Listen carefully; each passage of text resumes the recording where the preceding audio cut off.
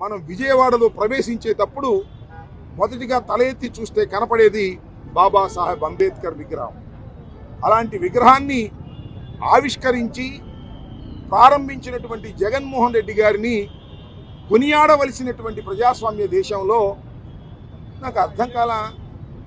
రాత్రిపూట లైట్లు ఆర్పేసి, చాలా పోలీస్ బందోబస్తు ఉంటుంది ఆ స్మృతివనానికి, లైట్లు ఆర్పేసి దుండగుల్లాగా ప్రవేశించి వాటిని తొలగించేటటువంటి కార్యక్రమం చేశారు ఆ గుర్తు తెలియని వ్యక్తులు. అంటే వారు ఖచ్చితంగా తెలుగుదేశం పార్టీ వారు అని మేము ఇవాళ ఆరోపిస్తున్నాం.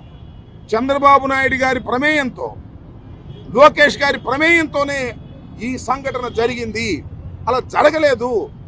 ప్రభుత్వానికి సంబంధం లేదు, చంద్రబాబు నాయుడు గారికి సంబంధం లేదు, లోకేష్ గారికి సంబంధం లేదు. అయితే దాన్ని ఖండించాలి.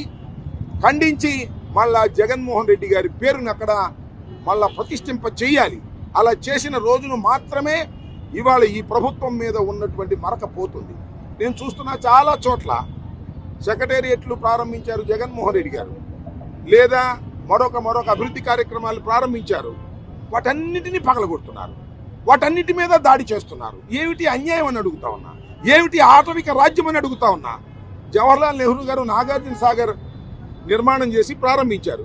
ఇవాళకి వెళ్ళినా అక్కడ జవహర్లాల్ నెహ్రూ గారి పేరు ఉంటుంది. పాల్గొట్టేస్తారా? మోడీ గారు వచ్చారు కాబట్టి పాల్గొట్టేస్తారా? లేదు, చంద్రబాబు నాయుడు గారు ప్రారంభించిన సంఘటనలు చాలా ఉన్నాయి, అవన్నీ పగలగొట్టేస్తారా?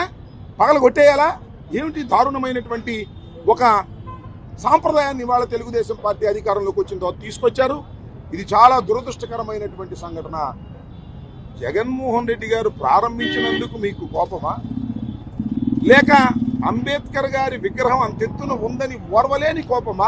చెప్పాలి అని అడుగుతా ఉన్నా.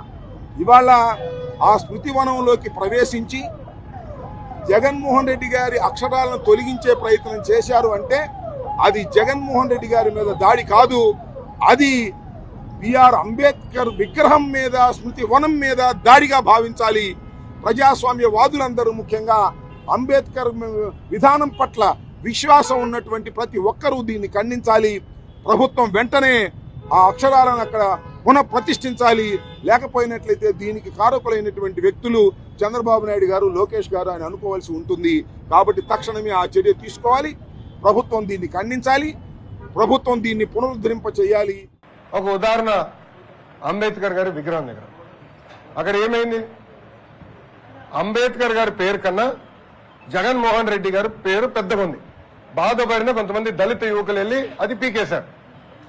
ఏం పీకేశారు? జగన్మోహన్ రెడ్డి గారి పేరు పీకేశారు. తొలగించింది జగన్మోహన్ రెడ్డి గారి పేరు, ఇంకేం చేయలేదు వాళ్ళు. ఒక ఇటుక ఎరగలేదు అక్కడ, ఒక చెట్టుకి ఎలాంటి ఇబ్బంది లేదు. కానీ ఇప్పుడు అది పెద్ద గోల్ చేస్తున్నారు, ఏదో అయిపోయింది. ఈ సభలో అడుగుతున్న వాళ్ళందరినీ, విదేశీ విద్య అంబేద్కర్ గారి పేరు పెట్టింది ఆనాటి ప్రభుత్వం, తెలుగుదేశం ప్రభుత్వం. మళ్ళీ అంబేద్కర్ గారి పేరు తీసి జగన్మోహన్ రెడ్డి గారి పేరు పెట్టింది ఎవరు? జగన్మోహన్ రెడ్డి గారి ప్రభుత్వం. దానికి సమాధానం చెప్పండి. అందుకే ముద్దుగా ఫేక్ జగన్ అని పెట్టిన, అబద్ధాలు చెప్తానే ఉంటాడు. 2019 అబద్ధాలు చెప్పే ముఖ్యమంత్రి అయ్యారు. ప్రతిపక్షానికి వచ్చిన తర్వాత కూడా, పులివెందుల ఎమ్మెల్యే అయిన తర్వాత కూడా అబద్ధాలు ఈరోజు చెప్తున్నారు.